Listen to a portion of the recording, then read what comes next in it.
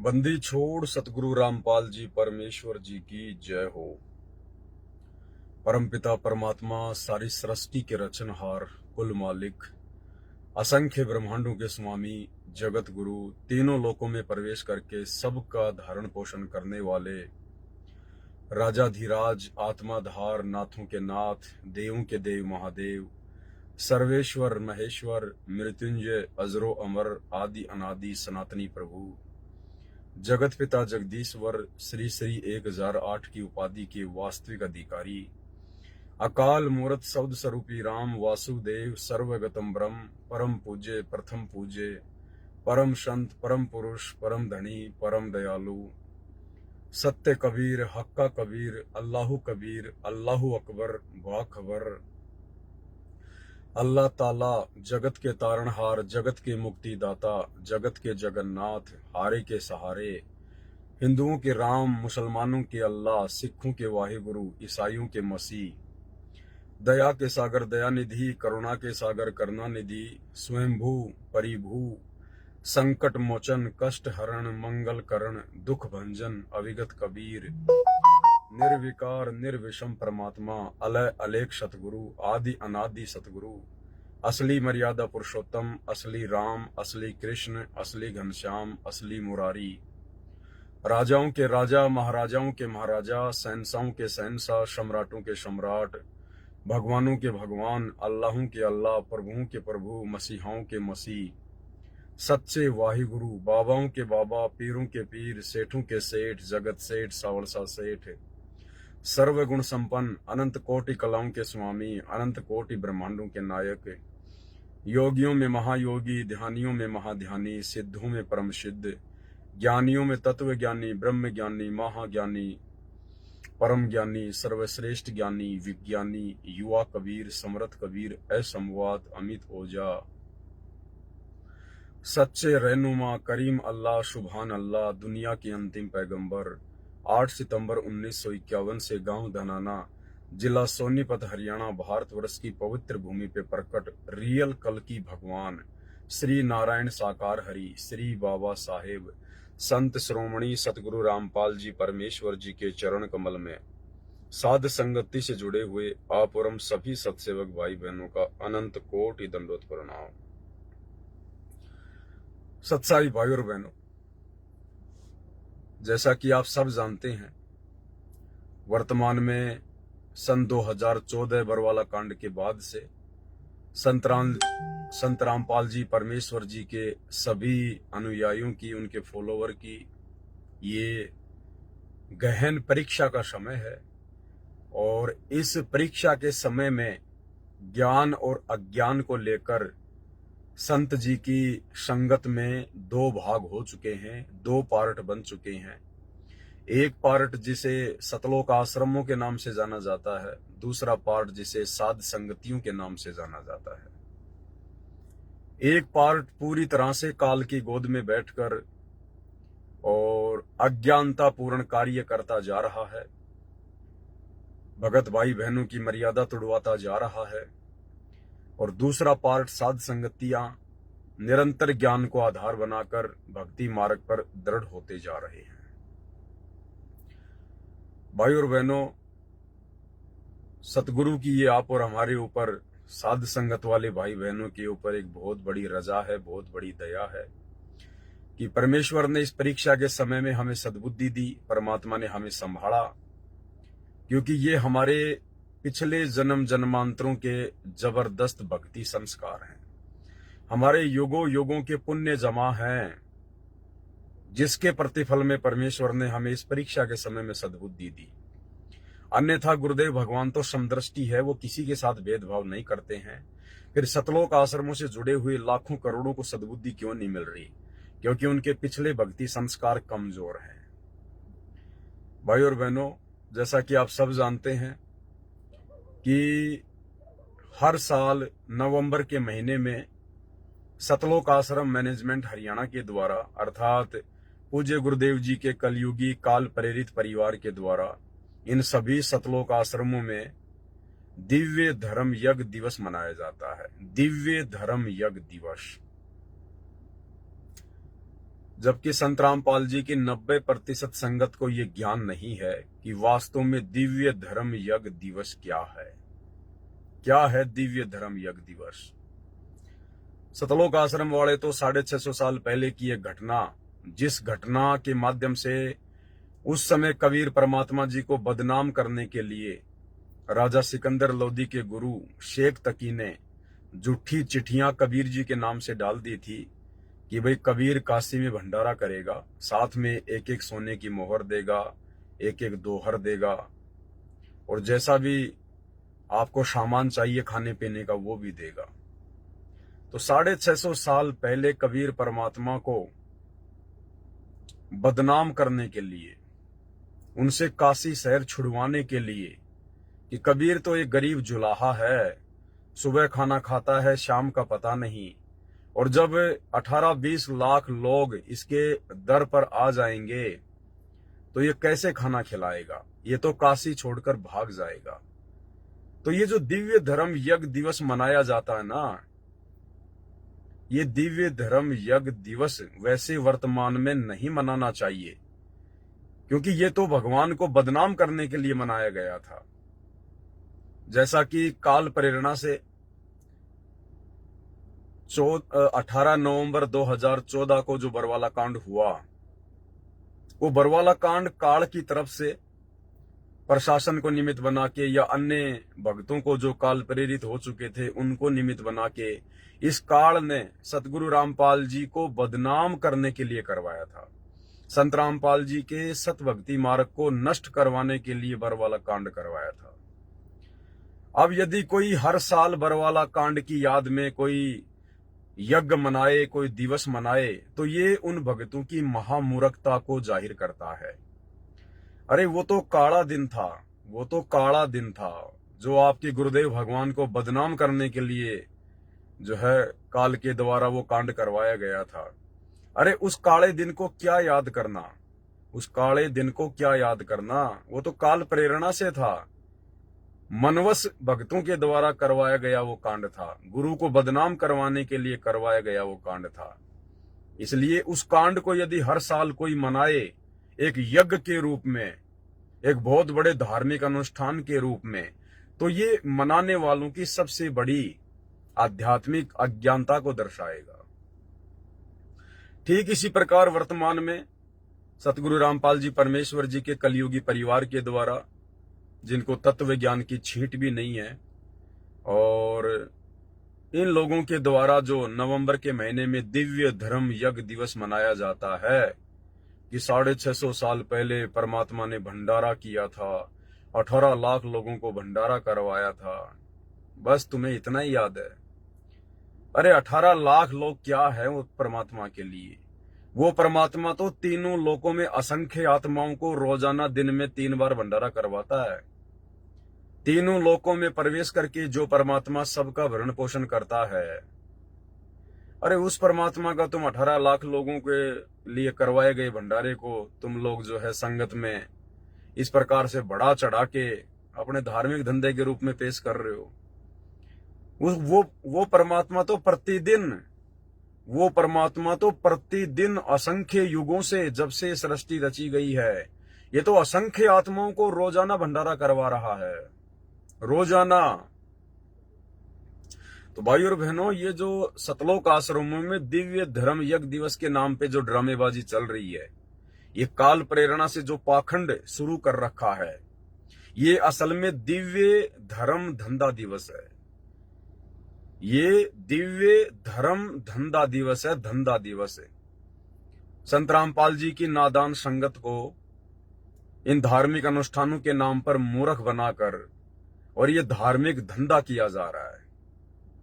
अन्यथा 650 साल पहले जिस भंडारे की याद में, जिस भंडारे के नाम पर वर्तमान में दिव्य धर्म यज्ञ दिवस मनाया जा रहा है, अरे वो भंडारा तो हमारे परमात्मा को बदनाम करवाने के लिए जो है वो करवाया गया था, बदनाम करने के लिए।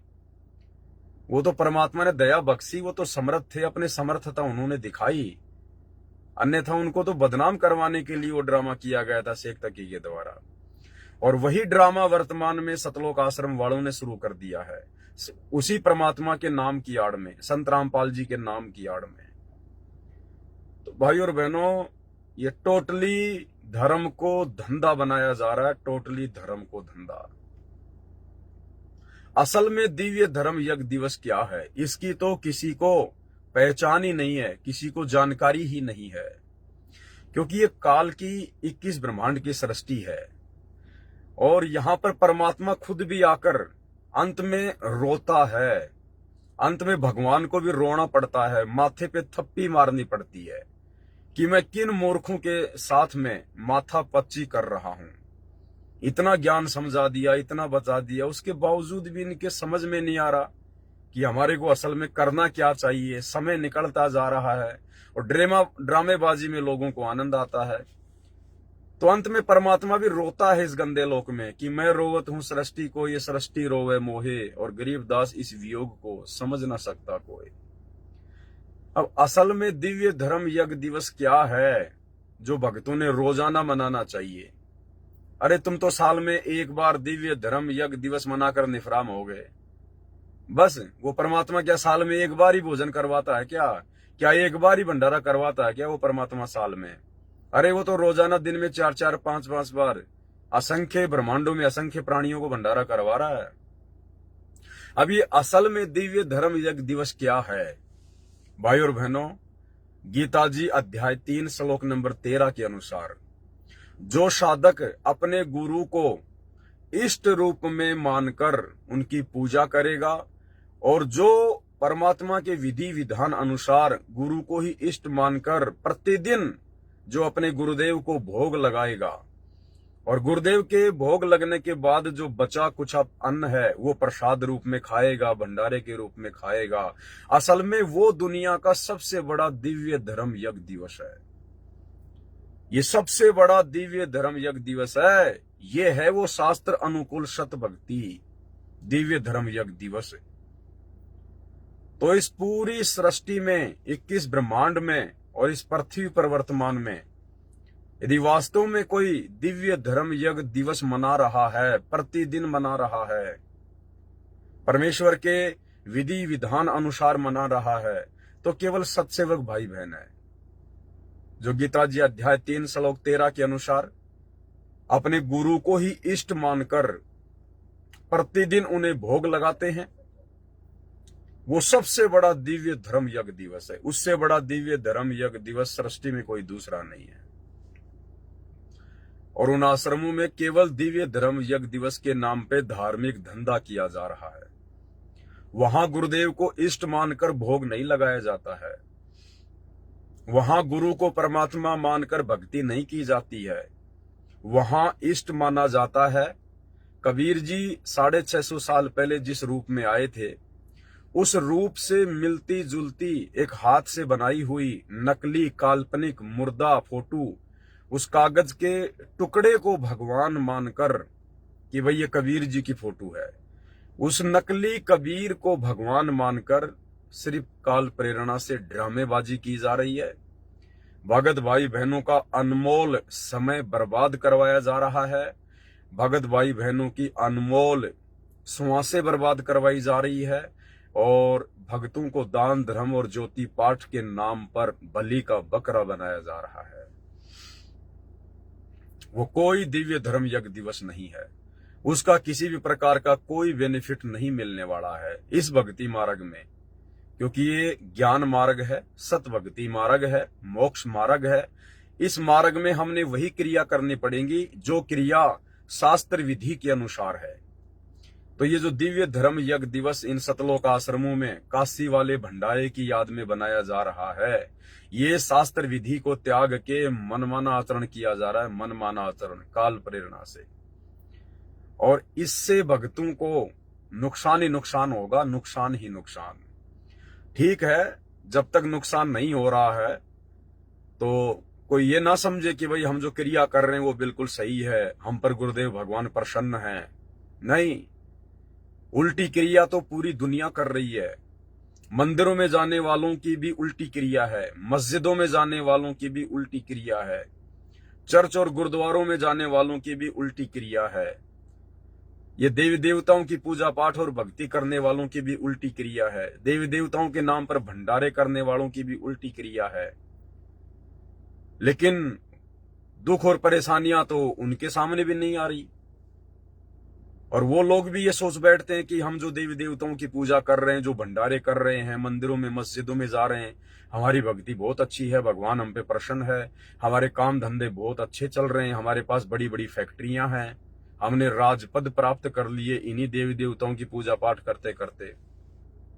लेकिन असल में आप और हम भगत भाई बहनों को गुरुदेव के ज्ञान आधार से अब पता चल गया कि उनको इन देवी देवताओं की आदि अधूरी भक्ति करते करते, शास्त्र विरुद्ध साधना करते करते, ये भंडारे करते और करवाते जो थोड़े बहुत लाभ प्राप्त हो रहे हैं, कोई मंत्री बन गया है, किसी की फैक्ट्री लग गई है, किसी के घर में लॉटरी लग गई है, कोई बहुत बड़ा पैसे वाला बन गया, किसी का काम धंधा बहुत अच्छा चल रहा है, असल में ये उनको उन्हीं के पिछले जन्मों की भक्ति के प्रतिफल में ये काल उनको जो भी धन संपदा है वो दे रहा है, सुख दे रहा है।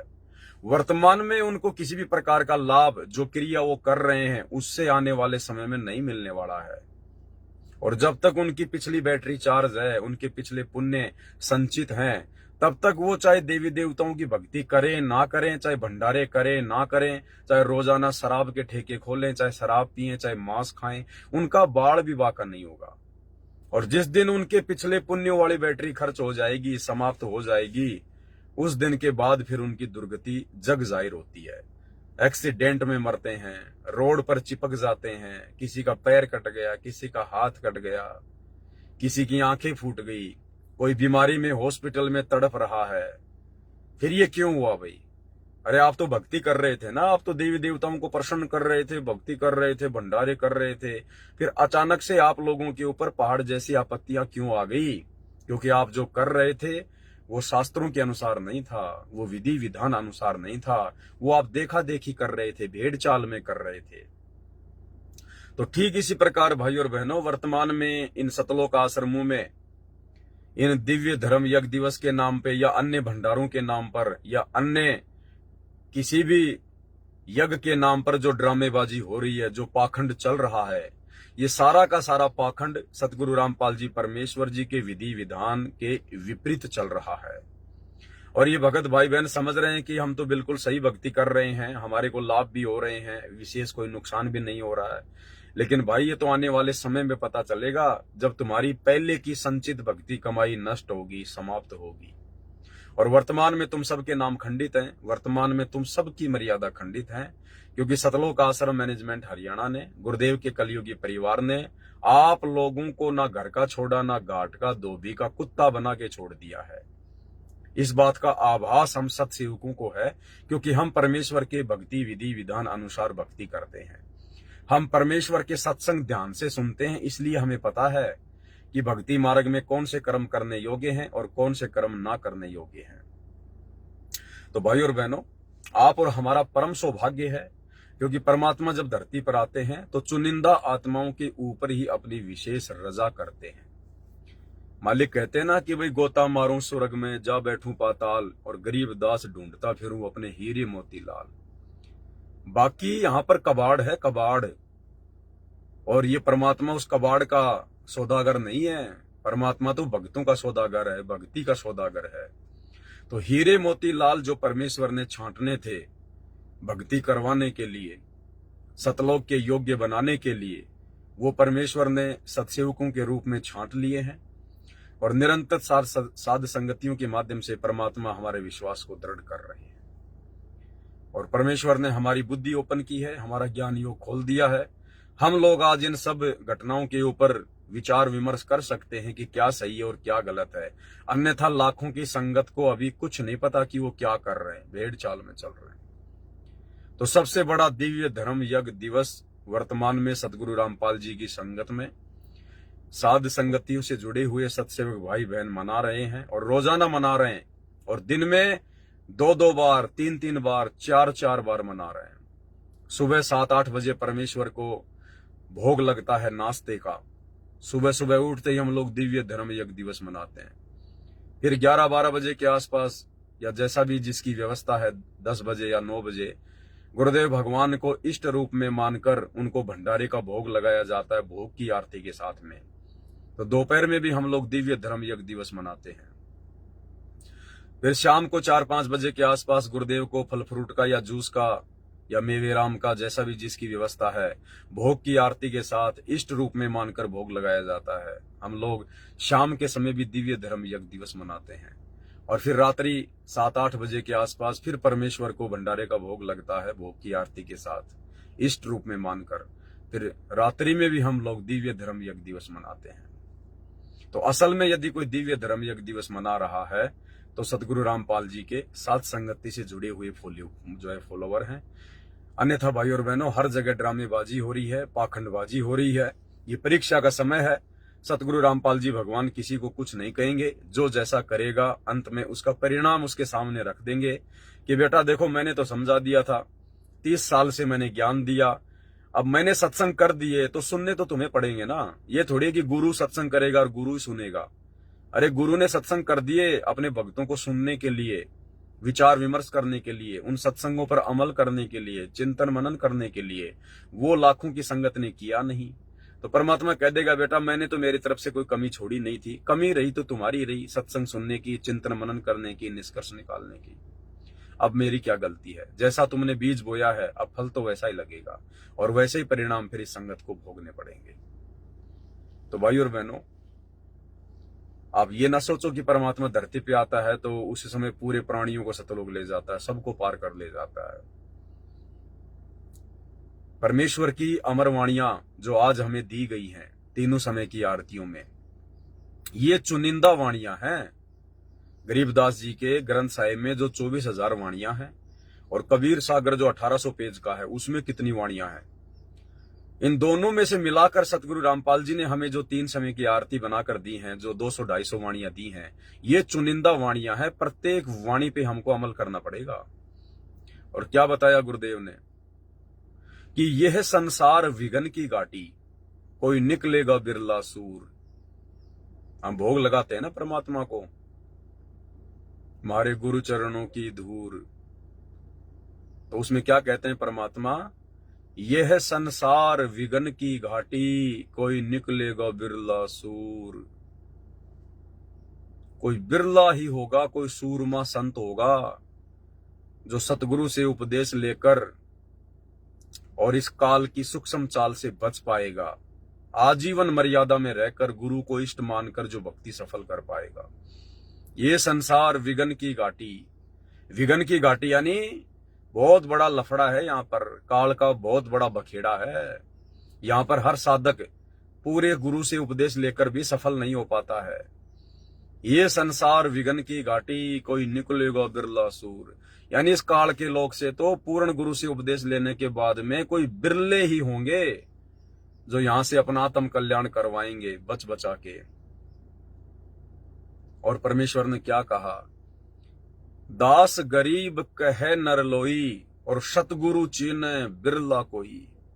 गरीबदास जी कह रहे हैं कि सतगुरु को तो कोई बिरला ही जान पाएगा, कोई बिरला ही पहचान पाएगा सतगुरु से उपदेश लेने के बाद। दास गरीब कहे नरलोई और सतगुरु चीने, चीने यानी जानना पहचानना, बिरला कोई, कोई बिरले होंगे। तो वो बिरले आज ये साध संगति से जुड़े हुए भाई बहन हैं जो धीरे धीरे अपने परमात्मा को ज्ञान आधार से पहचानते जा रहे हैं। परमेश्वर कहते हैं, खोकापुर में काग मिले दिन दोई रे, अरबों में कोई हंस हमारा होई रे। गुरुदेव कहते हैं मेरा तो कोई इक्का दुक्का भगत होता है अरबों में, यानी आज पूरे विश्व की जनसंख्या अरबों में है। तो ये जो वाणी बोली गई है ना, ये वर्तमान समय को ध्यान में रख के बोली गई है कि जब वो परमात्मा इस खोकापुर में आएगा, खोकापुर यानी काल के 21 ब्रह्मांड खोकापुर, खोकापुर में काग मिले दिन दोई रे। तो परमात्मा कहते हैं यहां पर भगत तो मेरे बहुत ज्यादा हो जाएंगे, फॉलोवर तो मेरे करोड़ों में अरबों में हो जाएंगे, लेकिन उनमें से मेरे भगत कितने होंगे जो सतलोक जाने के लिए तैयार रहेंगे।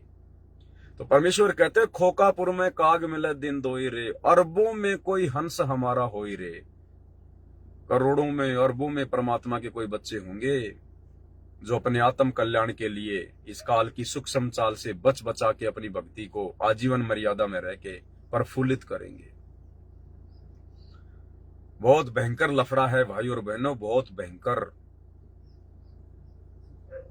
और इससे केवल वही बच सकता है, वही साधक बच सकता है जिस साधक पर उसके गुरुदेव भगवान की असीम कृपा होगी, असीम, एंडलेस कृपा। और वो एंडलेस कृपा, वो असीम कृपा केवल साध संगति से जुड़े हुए सत्सेवक भाई बहनों के ऊपर। तो भाई और बहनों, हम इस दया को इसी प्रकार से बना के रखें। और ये कबीर सागर के सरलार्थ के ऊपर जो परमात्मा वीडियो बनवा रहे हैं, एक एक वीडियो भाई और बहन, एक एक वीडियो, इन वीडियो की कोई कीमत नहीं है, कोई कीमत नहीं है। अगर ये तीनों लोक भी एक तरफ रख दिए जाए, पृथ्वी, पाताल और आकाश, ये स्वर्ग लोक, और ये सात संगति का एक एक वीडियो अगर एक तरफ रखा जाए, तो इन तीनों लोकों का वजन कम है। क्योंकि ये तीनों लोग तो जेल हैं, और ये सात संगति के वीडियो हमारे विश्वास को बढ़ाकर हमें जेल से बाहर निकालने में हमारी मदद करेंगे। तो वार एंड पार नहीं है सतगुरु रामपाल जी भगवान की रजा का, जो रजा उन्होंने सत्सेवकों के ऊपर बख्शी हुई है। तो आज का जो वीडियो है 12 नवंबर का, बहुत ही ज्यादा इंपॉर्टेंट है, बहुत ही ज्यादा महत्वपूर्ण है।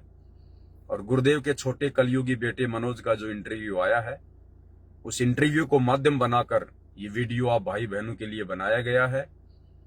आप लोगों को भली भांति देखने के बाद ज्ञान होगा कि गुरुदेव का परिवार बिल्कुल अंधकार में जी रही है, बिल्कुल अंधकार में।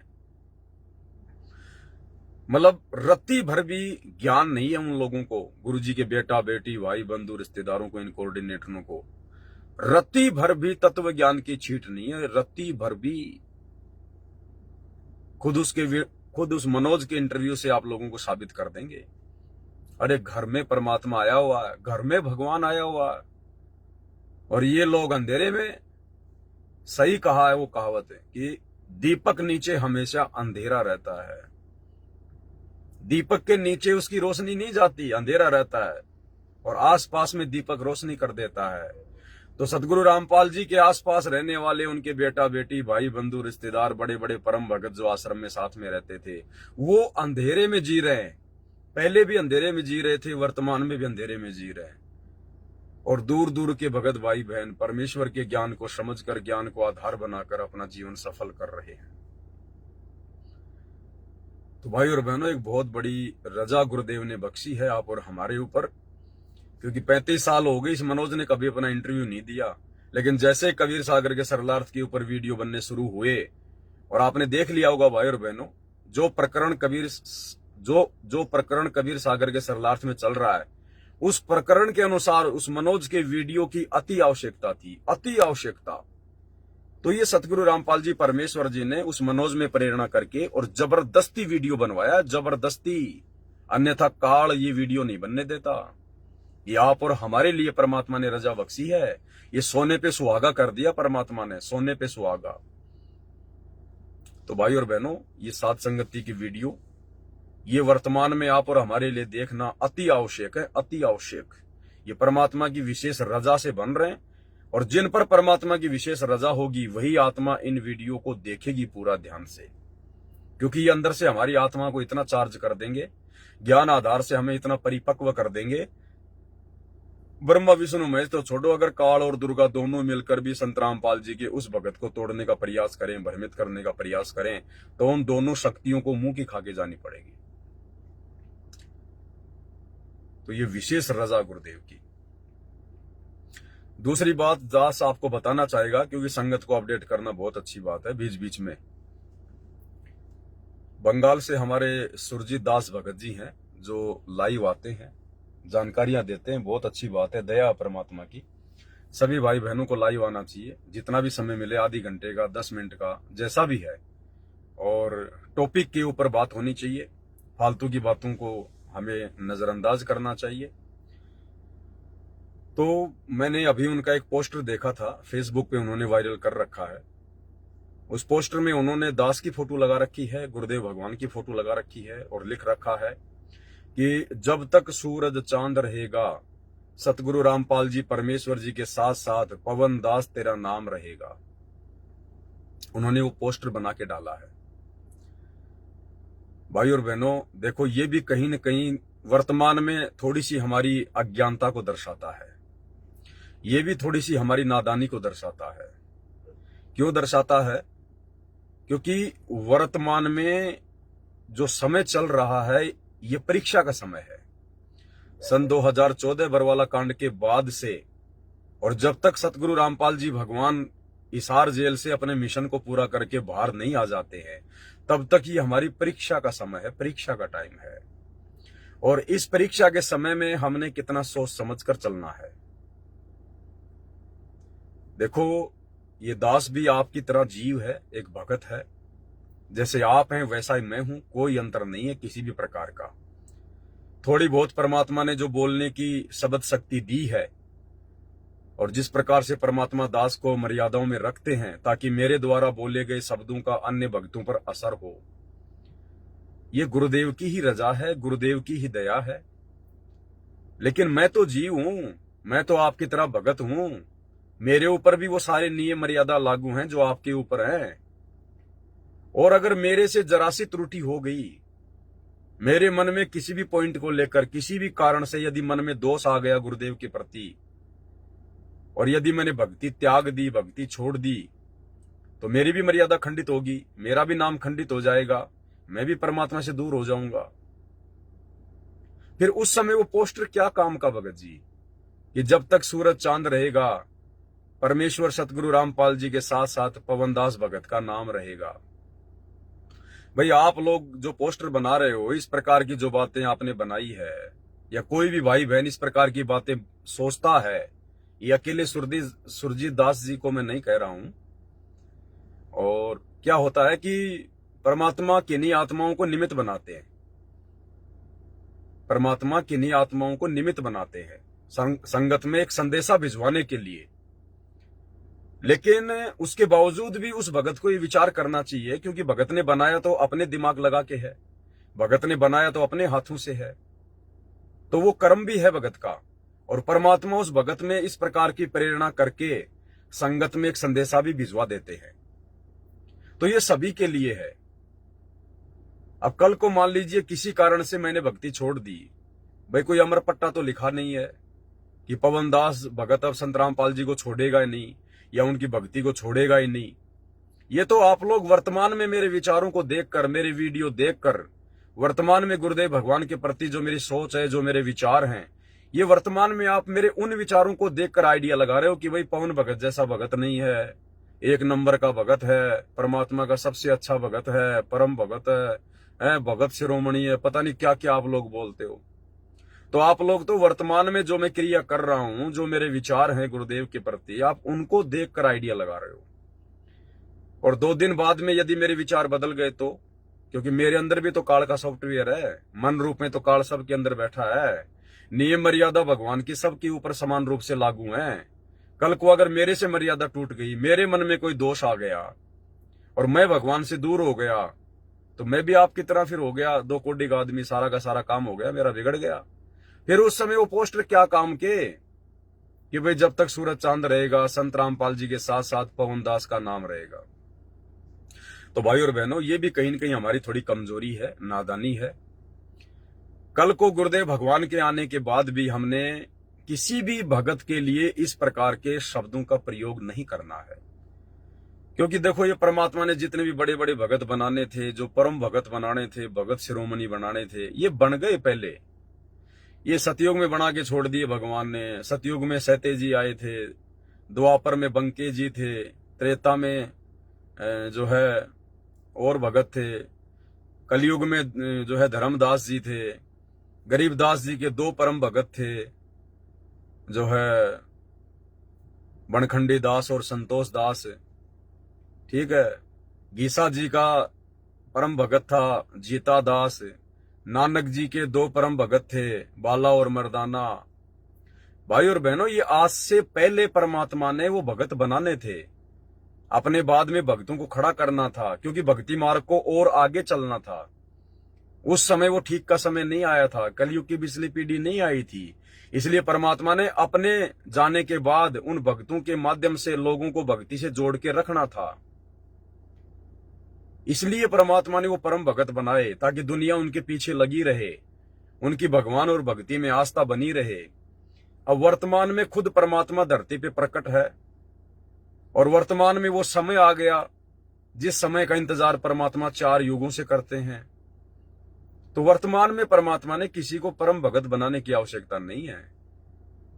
वर्तमान में परमात्मा ने किसी को भगत शिरोमणि बनाने की आवश्यकता नहीं है और ना कोई बनेगा वर्तमान में, ना कोई वर्तमान में कोई संत शिरोमणि बनेगा, क्योंकि परमात्मा धरती पर है। अगर उस सतगुरु रूप में आए हुए परमात्मा के अतिरिक्त यदि किसी की आस्था किसी भगत में हो गई तो फिर उस भगत का काम बिगड़ जाएगा। इसलिए परमात्मा इस भक्ति का खुद ही प्लेयर है, खुद ही रेफरी है। अब परमात्मा किसी और को यहां पर ठेकेदार नहीं बनाएगा। तो भाई और बहनों, हमने किसी भी भगत को उसके किसी भी पॉइंट से हमने विशेष महत्व नहीं देना है। हम सब परमात्मा के लिए एक समान हैं।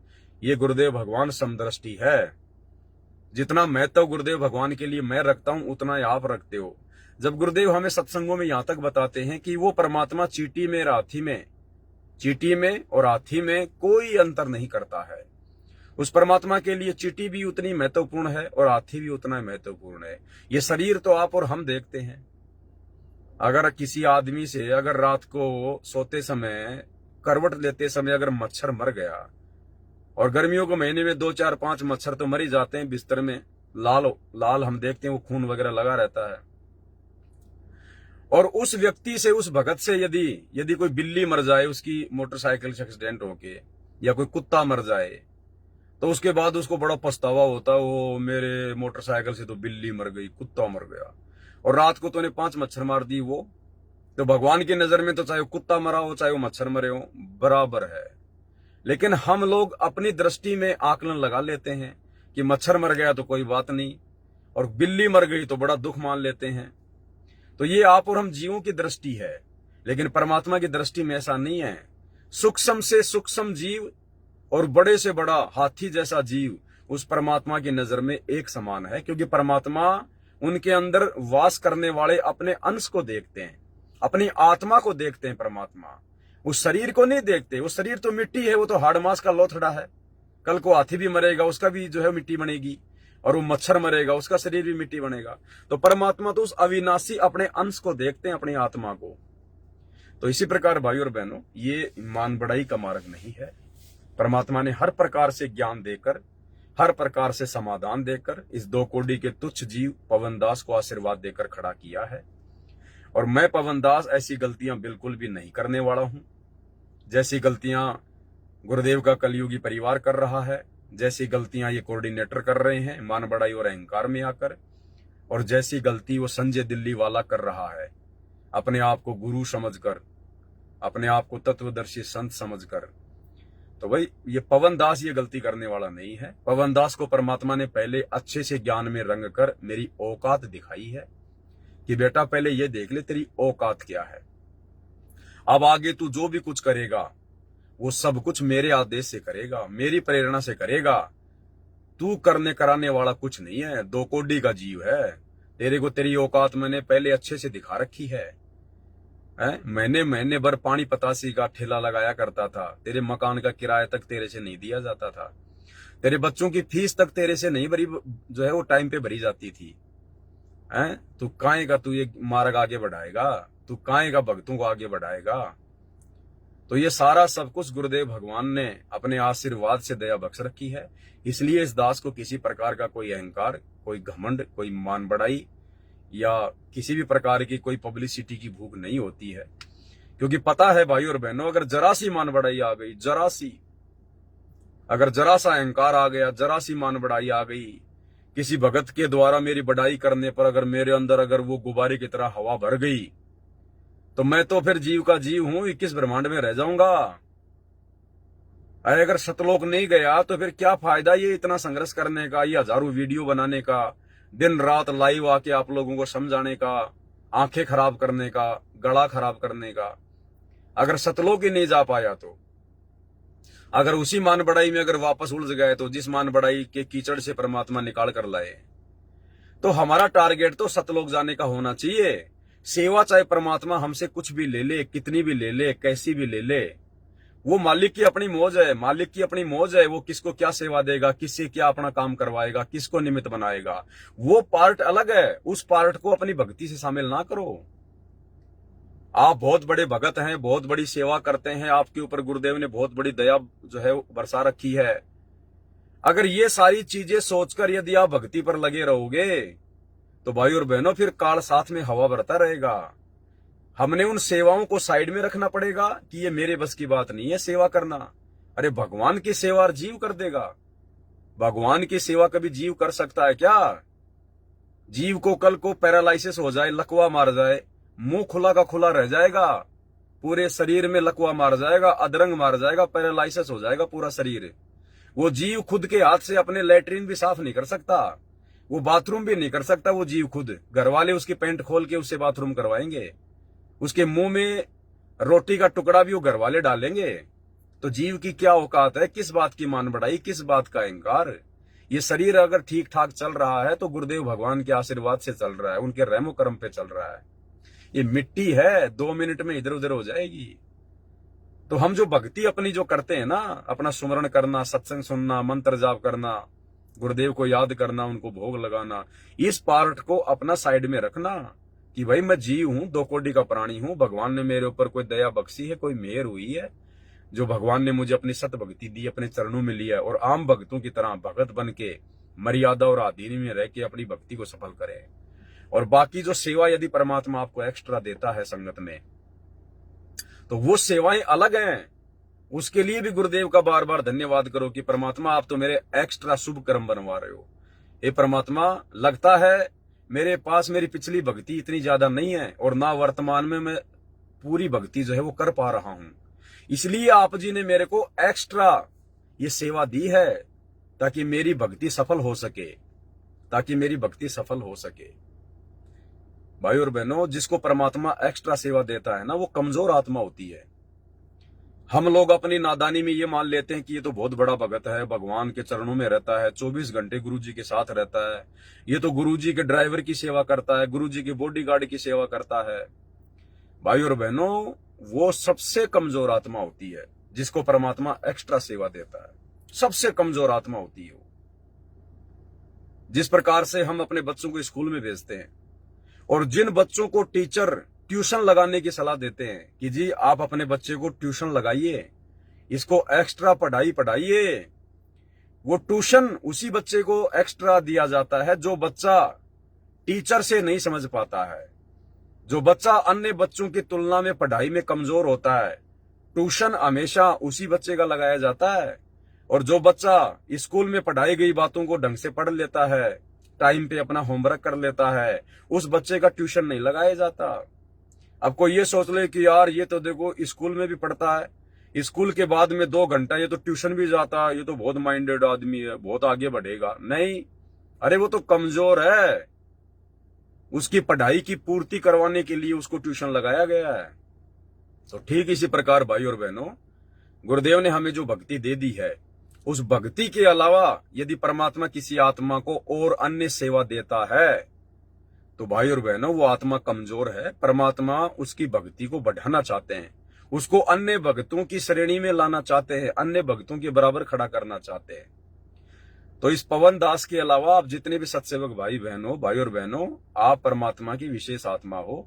आप लोगों को एक्स्ट्रा ट्यूशन की आवश्यकता नहीं है, एक्स्ट्रा पढ़ाई की जरूरत नहीं है। ये तो इस पवन दास को, इस कुत्ते को एक्स्ट्रा पढ़ाई की आवश्यकता है, जो परमेश्वर ने ट्यूशन दे रखा है, एक्स्ट्रा सेवा दे रखी है। इसलिए किसी भी भगत भाई को उनकी सेवाओं को देखकर या उसके विशेष कोई गुण होते हैं तो भाई उनको देखकर हमने विशेष महत्व नहीं देना है, हमने समान रूप से बर्ताव करना है। अब चलो ठीक है, पवन दास के ऊपर तो थोड़ी बहुत ज्ञान की परमात्मा ने दया की हुई है। अगर इस प्रकार की बातें हम किसी अन्य दूसरे भगत भाई बहन के लिए अगर लिख दें जिसको ज्ञान पूरा है नहीं और छोटी मोटी कोई अच्छी खासी सेवा वो कर रहा है, और उसके लिए अगर हम लिख दें कि भाई जब तक सूरज चांद रहेगा सतगुरु रामपाल जी परमेश्वर के साथ फला फला भगत का नाम रहेगा, तो वो भगत तो फूल जाएगा, वो तो मान बढ़ाई में आ जाएगा, और मान बढ़ाई में आके जैसी भक्ति कर रहा है वो तो उसको भी समय पे नहीं करेगा कि यार जब भगत ये लोग ये कह रहे हैं कि यार मैं इतना बड़ा भगत हूं, तो वो तो फूल जाएगा मान बढ़ाई में आके, तो फिर आप भी दोषी बनोगे और वो भी दोषी बन गया। तो हमने अपने गुरुदेव भगवान की जो है वो प्रशंसा के अलावा, अपने गुरुदेव भगवान की वाहवाही के अलावा, ठीक है सुरजीत दास भगत जी का कोई ऐसा मकसद नहीं है कि मैं पवन दास को अपने गुरुजी से ज्यादा महत्व दे रहा हूं या गुरुजी के जो अमल की बराबर उनको महत्व दे रहा हूं, नहीं, ऐसा उनका कुछ नहीं है। वो तो वर्तमान में जो सेवाएं परमात्मा ने दास को बख्शी हैं, उन सेवाओं के आधार से कि भाई देखो परमात्मा ने इस पवन दास को निमित्त बना के आप और हम भगत भाई बहनों के लिए, सारे भाई बहनों के लिए देखो कितनी अच्छी जो है मतलब जो है दया बख्शी है। परमात्मा इससे वीडियो बनवा रहे हैं, इसकी वीडियो देख के हमारा विश्वास जो है दृढ़ होता जा रहा है, परमात्मा की कोई रजा है। वो ये सब बातें बोल के वो ये पोस्टर वोस्टर उन्होंने बनाया है। लेकिन फिर भी हमने अन्य भक्तों के ज्ञान योग को देखते हुए और हमने इस प्रकार की बातें नहीं करनी है भाई और बहनों, क्योंकि अन्य भगत तो क्या, भगत तो अभी भगत है नहीं। अभी जो भगत परमात्मा बनाना चाहते हैं, जिस प्रकार के भगत बनाने के लिए गुरुदेव सतलोक से चलकर आए हैं, अभी वो भगत बने नहीं हैं। ना ना, अभी भक्तों के घर बहुत दूर है। ये तो गंदगी है, गंदगी। आप और हम कितनी गंदगी में सने हुए थे, कितने कुविचारों में, कुकर्मों में सने हुए थे। परमात्मा ने धो मांझ के सत्संग की चोट लगा लगा के साफ किया है, और हमारे को साफ करते करते, हमारी उस कुकर्मों की गंदगी को साफ करते करते परमात्मा के खुद के दामन पे दाग लग गए। करोथा कांड हो गया, बरवाला कांड हो गया, परमात्मा की खुद की बदनामी हो गई। हमारे को समझाते समझाते, हमारा कीचड़ साफ करते करते परमात्मा पे कीचड़ लग गया। तो कहने का मतलब है भाई और बहनों, हम सभी एक ही कैटेगरी के हैं, हमारे में कोई विशेष नहीं है, और ना हमने किसी को विशेष समझना है, ना किसी को विशेष महत्व देना है। हमने केवल अपने गुरुदेव भगवान को महत्व देना है। हमारे गुरुदेव भगवान ही विशेष हैं, वाहवाही के पात्र हैं, और जो भी कुछ हम लिखें अपने परमात्मा की प्रशंसा में लिखेंगे तो हमें कुछ बेनिफिट मिलेगा। अगर हम गुरुदेव भगवान की बड़ाई में, उनकी प्रशंसा में लिखेंगे तो वो सत्य होगा, क्योंकि पूरी सृष्टि में विशेष महिमा के योग्य और विशेष जो है चर्चा के योग्य हमारे गुरुदेव भगवान है, निसंशय, नो डाउट। तो उस परमेश्वर के लिए यदि हम कुछ लिखेंगे, उनकी महिमा में कुछ लिखेंगे, उनकी बड़ाई में कुछ लिखेंगे, तो हमारे पुण्य पुण्य बनेंगे। और भगत के लिए लिखेंगे तो बनेगा कुछ नहीं, बनेगा कुछ नहीं। दूसरे भक्तों के मन में दोष आ जाएगा कि यार इस पावन भगत को बहुत ज्यादा महत्व दिया जा रहा है यार, हैं? फिर लोग क्या कहेंगे, अरे देखो यार उन भक्तों की पवन दास के ऊपर आस्था हो गई, वो सूर्य दास की तो पवन दास के ऊपर आस्था हो गई, तो भगत आपस में फिर राग द्वेष में आ जाएंगे। तो इसलिए हमने इस प्रकार की गलतियां नहीं करनी है भाई और बहनों। देखो ये सारी बातें परमात्मा नहीं बताएंगे, परमात्मा के पास इतना समय नहीं होता है।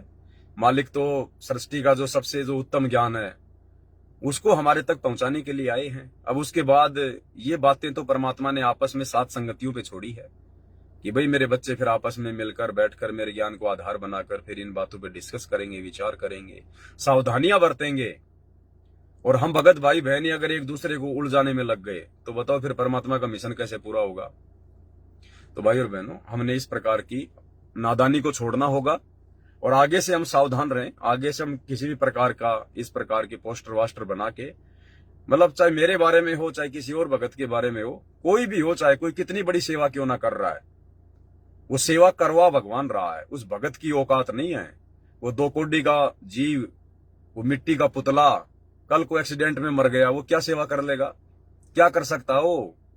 आज मैं बहुत अच्छा बोल रहा हूं, कल को मेरे को पैरालाइसिस हो गया, मेरा मुंह बांका हो गया, क्या बोल लूंगा मैं, मुंह में से लार गिरेगी है। मैं घर वालों से एक पानी का गिलास भी नहीं मांग सकता बोल के, 4-4 घंटे की वीडियो कहां से बना दूंगा। तो ये गुरुदेव भगवान की शक्ति से, उनके आशीर्वाद से ये सब कुछ भाई और बहनों चल रहा है। तो हमने बहुत ही सावधान होकर चलना है। इस काल को हमने जरा भी मौका नहीं देना कि संगत में गंदगी फैला दे। हाँ, दूसरे भगत भाई बहन अगर इस प्रकार की कोई गंदगी फैलाने का प्रयास करें या कोई अपनी नादानी में अगर इस प्रकार की बातें अगर वो करता है, तो हम सभी भाई बहनों की जिम्मेदारी बनती है, हम ज्ञान को आधार बनाकर सोच समझकर तुरंत उस भाई को या तो नीचे जो है कमेंट्स करें, या उसका फोन नंबर है तो उसको फोन करें कि भगत जी देखो आप और हमारे इस भक्ति मार्ग में ये बात नहीं है, हमने अपने गुरुदेव के अलावा इस प्रकार से अन्य को महत्व नहीं देना है, अन्यथा हमारा काम बिगड़ जाएगा भगत जी। भक्तों की फिर भक्तों के ऊपर आस्था होने लग जाएगी, तो ये दिक्कत हो जाएगी। तो प्यार प्रेम से हमने उन भाई बहनों को समझाना है, हमने उनके उन पोस्टों को आगे नहीं भेजना। अब सुरजीत दास भगत जी ने जो पोस्टर बना के डाली है फेसबुक पे, अब कम से कम 80-90 भक्तों ने तो लाइक कर रखा है, बहुत सारे भक्तों ने उसको शेयर कर रखा है। और जैसे दास ने सुबह देखा, जैसे परमात्मा को भोग लगाया, भोग लगने के बाद जब दास ने मोबाइल देखा, क्योंकि मैं थोड़ा लाइव आना चाह रहा था, उसी समय देखा तो वो मेरे सामने आ गया। तो मैंने देखा 80-90 भक्तों ने तो लाइक कर रखा है। तो बताओ, जिन भक्तों ने लाइक किया है, अब बताओ उन्होंने दिमाग तो लगाया नहीं, उन्होंने विचार तो किया ही नहीं कि ये जायज है क्या। जब तक सूरज चांद रहेगा, पवनदास भगत का नाम रहेगा। अरे भैया, यहां तो भगत का नाम मिट्टी में मिल जाए तो अच्छा है। जब तक इस काल के लोग से भगत का नाम मिट्टी में नहीं मिलेगा, वो भगत सतलोक नहीं जाएगा। देखो, धर्मदास का नाम क्या कहा परमात्मा ने, जब तक सूरज चांद रहेगा, मीराबाई का नाम रहेगा, कुछ ऐसा जैसे बोलते हैं ना समाज में। परमात्मा तो नहीं बोलते किसी भगत के लिए कि भगत का ऐसे जब तक सूरज चांद रहेगा नाम रहेगा। परमात्मा ने गरीबदास जी के लिए बोला है कि जब तक सूरज चांद रहेगा गरीबदास तेरा नाम रहेगा। तो गरीबदास तो खुद परमात्मा थे, परमात्मा का तो नाम रहेगा रहेगा। जब परमात्मा का नाम मिट जाएगा तो सूरज चांद कहां रहेंगे। तो परमात्मा किसी भगत के लिए नहीं बोलते कि उस भगत का ऐसा नाम रहेगा। और परमात्मा अगर बोल भी दे तो परमात्मा तो 2 मिनट में उन शब्दों को नष्ट भी कर देंगे, लेकिन हम कहां से कर देंगे। तो जब तक भगत का 21 ब्रह्मांड में नाम रहेगा वो पार नहीं हो पाएगा। मीराबाई का नाम चल रहा था ना, दुनिया गीत गाया करती थी, जब तक सूरज चांद रहेगा मीराबाई का नाम रहेगा। वो यहीं पे धक्के खा रही है, यहीं पे धक्के खा रही है। जब तक उसका नाम नहीं मिटेगा, और नाम उसका अब मिटेगा, क्योंकि अब हमें पता चल जाएगा कि मीराबाई पार नहीं हो पाई। क्यों नहीं हो पाई? क्योंकि परमात्मा ने मुक्तिबोध में लिखा हुआ है, परमात्मा ने मुक्तिबोध पुस्तक में लिखा हुआ मीराबाई का फिर से जन्म होगा। अब हमें मीराबाई की असलियत का पता चल जाएगा कि उसने ढंग से भक्ति नहीं करी, गुरु को भगवान नहीं माना। तो हमारी नजरों में वो मीराबाई का वो नाम खत्म हो जाएगा कि काई की मीराबाई। इतनी अच्छी मीराबाई होती तो 650 साल पहले भगवान आके मिला था, भक्ति करके पार हो जाती। आज तक क्यों धक्के खा रही है, माँ के पेट में क्यों जो है नरक भोगते आ रही है। तो आज आप और हमारी नजरों में मीराबाई का वो नाम जिस प्रकार से लोगों ने फैला रखा था, जो महिमा मीराबाई की हो रखी थी, वो समाप्त हो गई।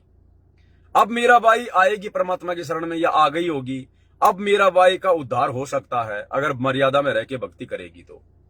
अब वो धर्मदास, अब वो पंडित रामानंद, वो नीरू नीमा, वो सर्वानंद, वो बड़े बड़े भगत, वो सुल्तान अधम, वो नानक जी, जिनके नाम सूरज चांद से भी ऊपर जा रहे थे, जिनको भगत शिरोमणि की उपाधियां दी हुई थी, जिनके नाम पे लोगों ने जो है मंदिर खोल रखे हैं, गुरुद्वारे खोल रखे हैं, रविदास के नाम पे, नानक जी के नाम पे। अब हमें उनका पता चल गया कि उनकी कितनी क्या महिमा है। 2 कोटि के जीव थे, भगवान मिला था उनको, भक्ति की नहीं ढंग से, गुरु को परमात्मा माना नहीं, और यही धक्के खाते हुए आ रहे हैं। अब वो सारे के सारे आएंगे। अब हमें पता चल गया कि काहे के भगत शिरोमणि यही धक्के खा रहे हैं, नरक भोग रहे हैं।